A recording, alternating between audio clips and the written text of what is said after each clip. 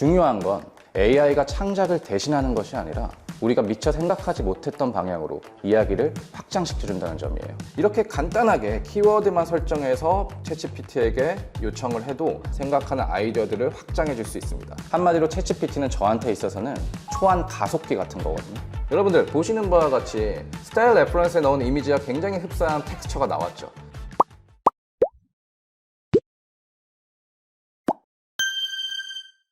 안녕하세요. AI 브랜딩 전문가 켄신입니다. 먼저 제 소개를 간략히 드리면 저는 영국 런던 예술대학교에서 광고 디자인학을 전공하고 연세대 커뮤니케이션 대학원에서 디자인학 석사, 영상예술학 박사학위를 받았습니다. 현재는 연세대 언더우드 국제대학 겸임교수로 AI 브랜딩 강의를 하고 있고 동시에 브랜드마이트라는 AI 교육 플랫폼의 대표로 AI 콘텐츠 제작 그리고 브랜딩 교육을 진행하고 있습니다. 아티스트 분들 중 많은 이들이 AI를 두려워하실 수 있어요. AI가 내 자리를 뺏지는 않을까라는 불안감도 크겠죠. 하지만 제가 오늘 제일 강조하고 싶은 건 궁극적인 창작의 주체는 아티스트 자신이다 라는 점입니다. 오늘 이 시간에는 제가 현장에서 경험한 다양한 사례들을 바탕으로 아티스트가 AI를 어떻게 바라보고 활용해야 하는지에 대해서 이야기해 보겠습니다. 지금 우리는 하루에도 수없이 많은 AI 활용 사례를 접하고 있어요. AI로 그림도 그리고 음악을 만들고 소설을 쓰고 광고 카피를 뽑아내는 등 거의 모든 창작 분야에 AI가 침투해 있다고 봐야죠. 그런데 속도가 너무 빠르다 보니 혼란을 느끼시는 분들이 많습니다. 이걸 어디까지 믿어야 하지? 내 작업에는 어떤 AI 툴이 맞을까? 라는 질문이 자연스럽게 따라옵니다. 캐나다의 미디어 이론가 마셜 맥루아는 1964년도에 나온 책 언더스탠딩 미디어에서 미디어는 인간 신경계의 확장이다 라고 언급합니다. 맥루아는 우리가 사용하는 언어, 문자, 인쇄술, 전화, TV 같은 매체들이 단순한 도구가 아니라 인간의 감각 그리고 능력을 바깥으로 확장하는 장치라고 설명했습니다. 글은 시각을, 전하는 청각을 확장했듯이 AI는 우리의 사고와 창의성을 확장합니다. 중요한 건 AI가 창작을 대신하는 것이 아니라 우리가 미처 생각하지 못했던 방향으로 이야기를 확장시켜준다는 점이에요. 여기서 제가 강조하고 싶은 개념이 바로 스토리 마이닝입니다. 스토리 마이닝은 AI를 통해 개인이 다루고자 하는 주제, 그리고 그 주제와 연결된 수많은 이야기들을 발굴하고 직조하는 과정입니다. 과거에는 하나의 컨셉을 만들기 위해 정말 많은 책들을 참고하고 인터넷 자료를 뒤지고 다양한 아이디어를 조합해야 했어요. 마치 일일이 금이 어디 있는지 찾아다니고 삽으로 금을 캐는 과정같이 고단하고 시간도 많이 걸렸죠. 그런데 이제는 AI라는 금맥지도 일종의 나침반이죠. 나침반을 들고 기계의 도움을 받아 금을 캐는 것처럼 훨씬 빠르고 정교하게 이야기를 찾고 결을 잡을 수 있죠. 스토리 마이닝은 예술가들에게 자신만의 세계관을 만드는 도구가 됩니다. 예를 들어서 소설가에게는 작품 전체를 이끄는 핵심 아이디어를 찾아줄 수 있고 영화 감독에게는 인물과 장면을 엮는 기본 뼈대를 보여줄 수도 있겠죠. 예술가들에게는 반복해서 떠오르는 이미지 또는 상징들을 정리해서 일종의 자기만의 표현 사전을 만들 수 있게 돕습니다. 결국 작가들이 흔히 말하는 아 이거구나 하는 발견의 순간을 AI가 함께 포착해주는 거죠. 예를 들어 한 소설가가 잃어버린 도시라는 모티프를 던져놓고 AI를 통해 수십 가지 문명, 설화, 과학적 가설을 마주할 수도 있겠죠. 예술가는 빛과 그림자라는 주제를 입력해서 AI가 뽑아낸 수많은 회화적, 신화적 이야기를 통해 자신만의 새로운 화풍을 구현할 수도 있고요. 이런 식으로 스토리 마이닝은 단순한 아이디어 뽑기가 아니라 작가가 구축하는 고유의 언어, 세계, 상징 체계 등을 위한 발굴 작업이라고 볼 수 있습니다. 예전에 챗GPT를 활용한 스토리 마이닝의 과정을 프롬프트로 개발한 적이 있었는데요. 오늘 한번 공개해 보겠습니다. 자, 시작 부분에서 보시면은 너는 브랜드 스토리를 기획하고 스토리를 바탕으로 네이밍과 로고를 만들어내는 창의적이고 혁신적인 디자이너야. 이렇게 역할 부여를 해주죠. 이걸 바탕으로 이제 연상 단어를 생성하고 브랜드 스토리를 생성하고 영어 네이밍 거기에다가 브랜드 철학까지 다 녹여내고요. 로고 디자인까지 시각화하는 작업이라고 보시면 될 것 같아요. 제품 서비스 이 파트에 비누와 관련된 브랜드를 여러분들께서 브랜딩 하려고 해요. 비누라고 써놓고요. 초기에 아이디어를 낼 때는 여러 가지 키워드들을 생각할 수도 있고 뭐 신화라든지 뭐 여러 가지 이야기들을 머릿속에 상상할 수 있잖아요. 그럼 여기서는 그 상상 속의 키워드들을 그대로 녹여내면 됩니다. 예를 들면은 비누와 전혀 상관없어도 평소에 상징적으로 쓰고 싶은, 그러니까 쉽게 얘기하면 심볼로 쓰고 싶은 동물이 있다 하면 여우 한번 입력해 볼게요. 그리고 패키지를 생각할 수도 있어요. 조금 쉽게 생각하셔도 좋을 것 같아요. 패턴이라면은 줄무늬, 패키지에 줄무늬를 넣고 싶어. 아니면 이제 색을 한번 생각해 볼 수 있겠죠. 색은 여러분들 좋아하는 색들이 다 있잖아요. 예를 들면 블루라고 한번 해볼게요. 비누와 완벽하게 관계가 없더라도 상상 속의 이야기들을 해보면 됩니다. 상징 같은 경우는 비누 같은 경우는 거품이 날 수 있으니까 구름 한번 생각해 볼까요? 은유적인 표현도 좋습니다. 마지막으로 감정이라고 했을 땐 뭔가 굉장히 설레는 느낌이야 하면 설레이는 이라고 한번 쳐볼 수 있겠죠. 그리고 마지막으로 이런 것들을 기반으로 브랜드의 미션, 비전, 고객에게 전달하고자 하는 메시지를 담은 창의적인 스토리를 구성해줘. 스토리는 톤 앤 매너에 따라서 분위기, 감정, 성격을 여기 넣으시면 돼요.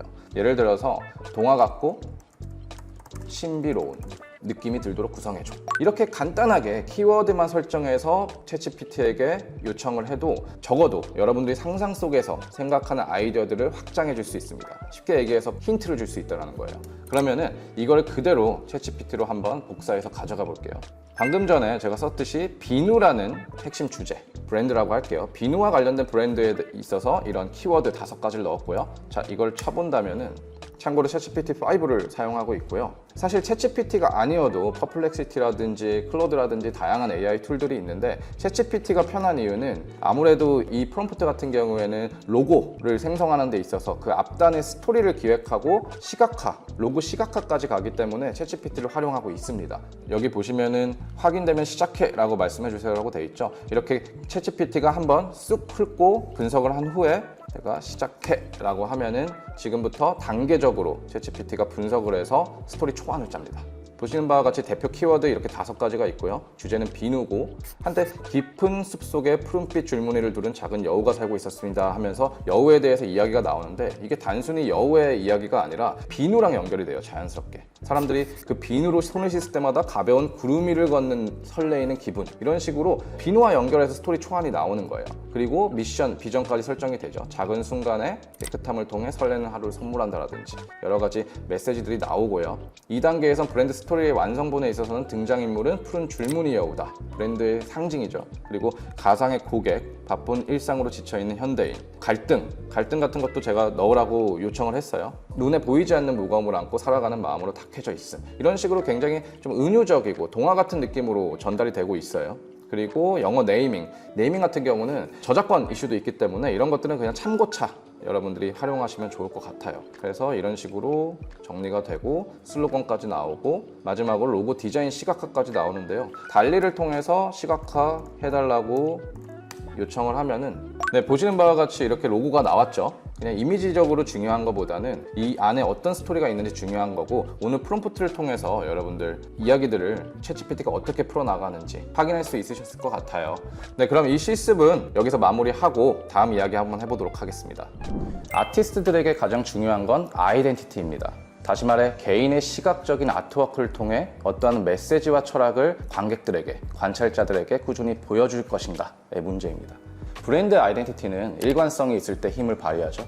자신만의 일관된 방식에서 표출되는 색감, 톤, 그리고 작품을 대하는 태도까지 꾸준히 보여줬을 때 그것이 상징이 되고 상징은 곧 철학이 됩니다. 저는 종종 AI의 본질은 브랜딩에서 온다 라고 말합니다.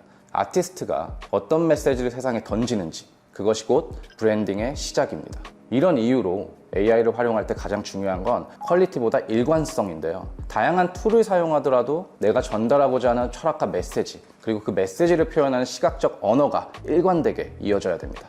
그렇다면 그 시각적 일관성을 부여하는 방법에 대해 이야기해보죠. 이제 구체적인 툴 이야기를 한번 해보겠습니다.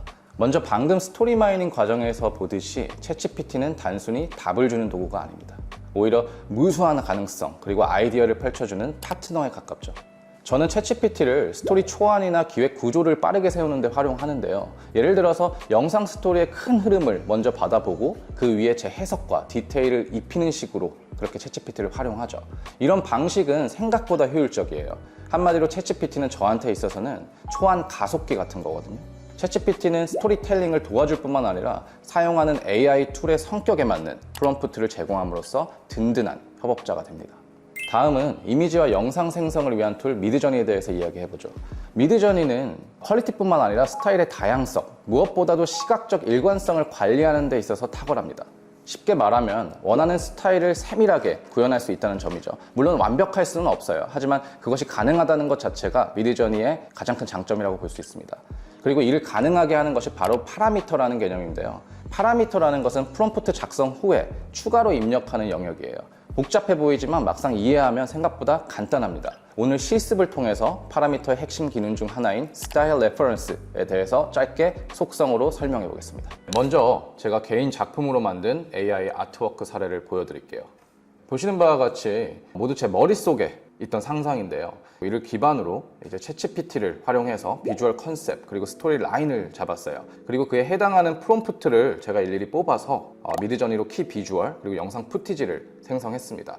이런 미드저니의 스타일 레퍼런스 기능을 활용해서 충분히 이런 식의 아트웍을 만들 수도 있고, 아트웍을 직접 만들지 않더라도 뭔가를 모티프를 가지고 아이디어를 확장할 수 있는 계기가 될 수 있다고 봅니다. 자, 보시면은 미드저니 화면이에요. 미드저니 웹을 사용하시는 분들은 조금 어색하실 수 있죠. 이건 디스코드라는 앱을 통해서 미드저니를 활용하는 사례라고 보시면 될 것 같은데, 보시는 바와 같이 이제 옆에 다양한 브랜드들이 있듯이 여러분들이 아카이빙하기 굉장히 좋고요. 분류하기가 굉장히 좋아요. 서로 이제 협업자들이 있을 때 이 안에서 소통하기에 굉장히 편리하고, 그리고 무엇보다도 공유하기에도 굉장히 좋습니다. 그래서 디스코드를 사용하고 있고요. 미드저니의 스타일 레퍼런스는요, 특정 이미지의 무드와 질감을 그대로 반영할 수 있습니다. 여러 이미지들을 조합해서 새로운 스타일을 만들 수도 있고, 가중치를 줘서 특정 스타일을 강조할 수도 있어요. 쉽게 말해서 이 무드로 그림을 그려줘 라고 지시하는 기능이라고 보셔도 될 것 같습니다. 덕분에 긴 설명이 없어도 원하는 분위기를 빠르게 잡아낼 수 있어요. 원하는 스타일을 완벽히 구현하기 힘들겠지만 어떤 초기에 모티프를 잡는 데 있어서 강력한 도구가 될 수 있습니다. 마치 DJ가 사운드를 믹싱하듯이, 조각가가 재료를 조합하듯이 여러 스타일들을 결합해서 독창적인 이미지를 만들어낼 수 있다는 거죠. 그러면은 여러분들, 제가 실습을 한번 해볼게요. 챗GPT로 먼저 가보시면은 제가 미리 생각해 놓은 이야기가 짧게 있어요. 런던 중심가에서 길을 걷고 있는 코트를 입은 40대 중년 남성, 골목길을 걷는 중에 토끼를 마주친다. 여러분들이 굳이 소설을 쓰듯이 모든 스토리텔링을 미리 기획하실 필요가 없어요. 머릿속에 떠오르는 한두 장면만 문장으로 옮겨 담으시고, 위 내용을 기반으로 스토리를 창의적이고 신비롭게 이어서 작성해줘 라고 챗GPT한테 요청할 수 있어요. 그럼 챗GPT는 스토리텔러로서 여러분들의 상상력을 그리고 아이디어를 확장하는 데 많은 도움을 주겠죠. 이야기의 핵심 장면을 총 4가지의 이미지로 표현하기 위해서 각각의 미드저니 프롬프트를 국문과 영문으로 작성해줘. 이렇게 하면은 미드저니 프롬프트와 굉장히 흡사하게 이 4가지 장면을 요약해서 프롬프트로 전달을 해줄 겁니다. 자, 그럼 한번 해보겠습니다.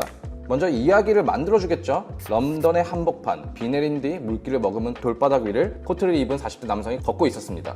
도시의 불빛은 차갑게 번쩍거렸지만 골목길로 들어서는 순간 공기는 묘하게 고요해졌습니다. 이런 식으로 하나씩 이야기를 이어나갈 거예요. 이렇게 다양한 이야기들이 확장되어서 챗GPT가 전달을 해줄 수 있다는 점만 아시면 될 것 같고요. 그래서 토끼와 중년 남성의 이야기를 확장을 하고, 여기 주요 장면들을 미드저니 프롬프트로 이렇게 옮겨줬죠. 국문과 영문으로. 이 프롬프트를 미드저니로 한번 옮겨보겠습니다.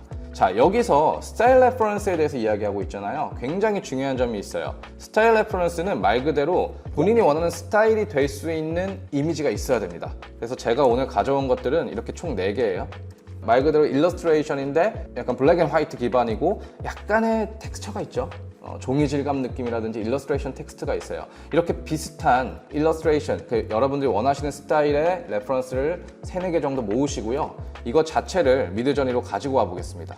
이렇게 드래그를 해서 미드저니로 우선 이미지를 넣고요. 그 챗GPT에서 복사한 프롬프트를 여기에 넣어 보겠습니다. 아스펙트 레이시오, 이거는 파라미터에서 기본적으로 그 비율을 나타내는 거고요. 자, 이제 들어가야 되는 게 스타일 레퍼런스예요. SREF, 스타일 레퍼런스의 약자입니다. 스타일 레퍼런스를 입력을 하고요. 이렇게 앵글 브라켓이라고 하죠. 괄호를 넣어서 원하는 스타일 레퍼런스의 이미지를 드래그해서 넣습니다. 이렇게 스타일 레퍼런스 한 2개 정도만 넣어볼게요. 스타일 레퍼런스의 가장 큰 장점은요, 스타일 레퍼런스를 하나만 넣는 게 아니라 여러 개를 넣어서 블렌딩을 해서 여러분들이 원하는 결과를 나타낼 수 있는 건데, 한번 보겠습니다. 스타일 레퍼런스 2가지 넣었고요. 아까 나왔던 주요 장면 중에 하나 제가 한번 보겠습니다. 네, 나왔죠. 비가 오는 거리에서 미들 에이지 맨이 코트를 입고 움직이는 씬이에요. 여러분들 보시는 바와 같이 스타일 레퍼런스에 넣은 이미지와 굉장히 흡사한 텍스처가 나왔죠. 많은 아티스트 분들이 자기만의 색깔이 있고 본인이 추구하는 질감이라든지 표현 방식들이 있는데 본인의 작품을 레퍼런스로 삼아서 여기에 넣는다면은 실제로 머릿속에 있는 상상 속에 있는 이야기들을 먼저 이미지로서 볼 수 있겠죠. 그렇기 때문에 이 스타일 레퍼런스 기능은 브랜딩 하는 분들뿐만 아니라 마케터 분들뿐만 아니라 아티스트 분들도 활용할 수 있다고 저는 생각을 합니다. 그래서 제가 하나만 더 토끼가 등장하는 씬, 토끼는 어떻게 나올지 한번 보겠습니다. 똑같이 프롬프트를 넣고 아스펙트 레이쇼 16:9에 스타일 레퍼런스 아까 그대로 넣어보겠습니다. 그럼 첫 번째 나왔던 이미지와 얼마나 비슷한 스타일로 나오는지 한번 보실게요. 이렇게 이미지들이 쌓이면은 비슷한 느낌으로 시각적 일관성을 주기 때문에 나중에 영상 푸티지를 만들고 그것을 다시 편집할 때 하나의 연결되는 애니메이션으로도 만들 수 있다는 거죠. 특히 디지털 아티스트 분들은 충분히 그 우연성 또는 제가 말하는 생성적 변동성이라고 하는데 그 변동성을 오히려 모티브로 삼아서 다양한 스토리 확장, 아이디어 확장을 할 수 있다는 점입니다. 한번 보실게요. 이것도 마찬가지죠. 토끼를 만나는데 굉장히 몽환적이고 신비로운 톤으로 보이는데요. 이런 것들도 이제 텍스처만 보면은 아까 나왔던 이미지와 굉장히 비슷한 결의 일러스트라고 볼 수 있을 것 같아요. 그럼 여기서 제가 하나만 선정을 해서 5초짜리 영상 만드는 것까지 한번 보여드리겠습니다. 영상 같은 경우는 디스코드에서 아직 안 되는 것으로 알고 있어요. 저도 그래서 미드저니 웹 버전을 활용하는데요. 여기서 업로드를 하나 해볼게요. 방금 전에 뽑았던 중년 남성이 토끼와 마주치는 이미지를 이렇게 스타팅 프레임에 넣고요. 저는 오늘은 실습이기 때문에 빠르게 가기 위해서 프롬프트를 따로 넣진 않을게요. 그럼 랜덤으로 영상을 만들어 주는데요. 미드저니 같은 경우는 영상을 봤을 때 특히 일러스트레이션을 영상화하는데 굉장히 탁월합니다. 팝아트 같은 경우는 영상으로도 충분히 다양한 것들을 만들 수 있잖아요. 그래서 영상을 못 다루시더라도 AI를 활용한다면 영상도 정말 쉽게 나옵니다. 네, 나왔습니다. 지금 프롬프트를 따로 작성하지 않았기 때문에 제가 원하는 방식대로 나오지 않을 수 있지만 프롬프트를 같이 쳐서 영상을 만드신다면 훨씬 더 자연스럽고 원하는 방향으로 영상이 나올 수 있어요. 하지만 굉장히 자연스럽죠? 여러분들 보시기에도 이런 식으로 영상이 만들어진다는 거 오늘 실습에서 확인을 하실 수 있으실 거고 오늘은 스타일 레퍼런스에 대해서 이야기를 해봤습니다. 네, 오늘 이야기 도움이 되셨을까요? 이렇듯 AI는 예술가를 대체하는 도구가 아닙니다. 오히려 반복적이고 시간이 많이 드는 과정을 대신해주는 파트너로 볼 수 있겠죠. 우리는 그만큼 본질적인 고민, 즉 스토리와 메시지, 상징과 철학에 대해 더 많은 시간을 쓸 수도 있습니다. 오늘 제 이야기가 여러분이 AI와 친해지는 첫 단추가 되기를 바랍니다. 두려움 대신 호기심으로, 시행착오 대신 실험으로 AI에 접근해 보시길 바랍니다. 마지막으로 브랜드마이트 공식 사이트 또는 유튜브 채널로 오시면 AI에 대한 더욱더 다양한 지식 그리고 사용법을 얻으실 수 있습니다. 감사합니다. 이상 켄신이었습니다.